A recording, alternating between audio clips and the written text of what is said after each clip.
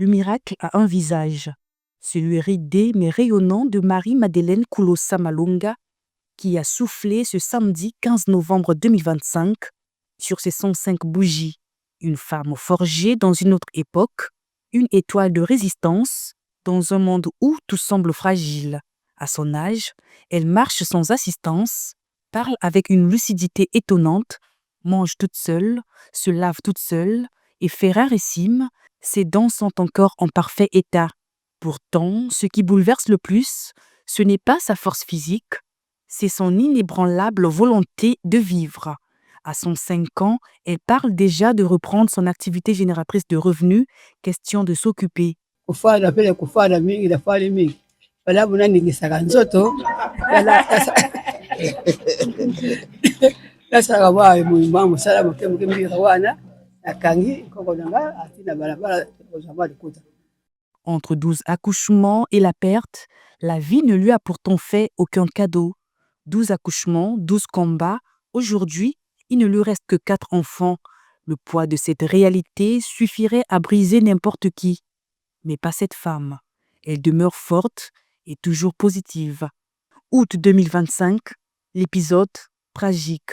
Hospitalisée au CHU de Brazzaville pendant plus d'1 mois, elle sombre dans un coma durant 45 jours. Incroyable, elle se relève. Un retour à la vie que sa famille applaudit. Malgré 45 jours en arrière, Nzamba Bimisiye, sans problème, au moins on salanga isengo.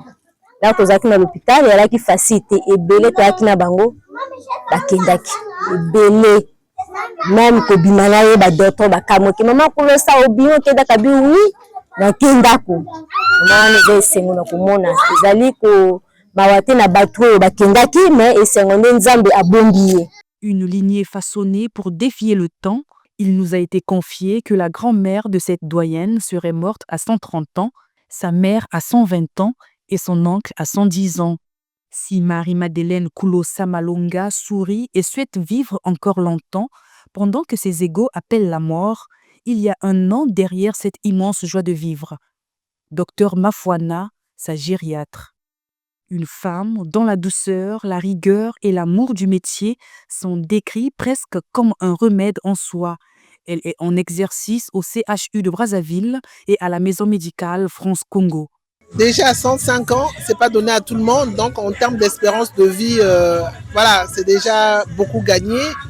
Mais après, vous savez que chez le sujet âgé, tout est tellement surprenant qu'il suffit d'un petit facteur qui puisse faire à ce que ça peut être fatal pour eux. Mais je crois Dieu qu'elle puisse encore être parmi nous aussi longtemps que possible. Formé par le professeur Richard Roger Bileko, éminent rhumatologue du Congo, Dr Mafuana, seul gériatre jusqu'ici, incarne une nouvelle génération de médecins congolais habités par un profond sens du devoir.